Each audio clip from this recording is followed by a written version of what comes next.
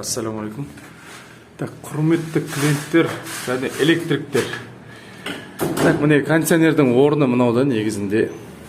Біздер мына тескеніміз, тесік, кондиционердің трубасы ары қарай шығып кететін тесік.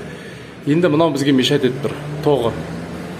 Жалпы тоғы мынандай деңгейде тұрмау керек.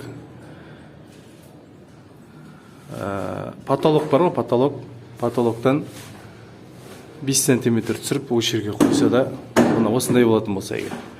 Розетканы сол жерге қойса болады электриктерді. Мынандай жерге ешқашан қоюға болмайды. Бұл кондиционердің астында қалмайды, бұл сыймайды астына. Сол себепті бұны бұндай деңгейде қоймау керек, есептеу керек. Кондиционердің бойы жобамен 30 сантиметр болады, үстінде 5 сантиметр тағы да кондиционерді планкаға кигізген кездегі орын болу керек, 5 сантиметр. Міне мынандай заттан 5 сантиметр төмендеу болады негізінде. Трит егерде тақап қойсаң мынағанда да.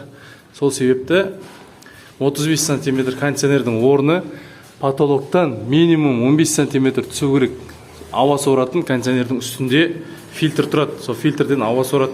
Сол себепті 15 сантиметр қалдыру керек. Енді 15 и плюс 35-50 сантиметр міне кондиционердің асты деп алсаңыз, содан ештеңе қоймау керек. 35 сантиметр жерге ештеңе қоюға болмайды. 35 и плюс. Мынандай шетке тоқты мынандай шетке қою керек.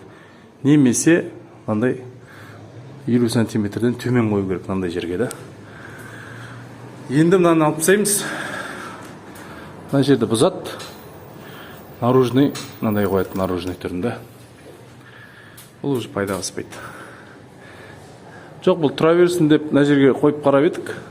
Мынау дейтін төмен болып кетеді кондиционер, слишком ерсі болып кетеді. Сол себепті мынау кондиционердің орнына қойылған нәрсені енді алып тастаймыз. Сол ремонт жасап жатсаңдар, я болмаса электрик болсаңдар, осы затқа қатты мән беріңіздер. 2 рет жұмыс болады да, то.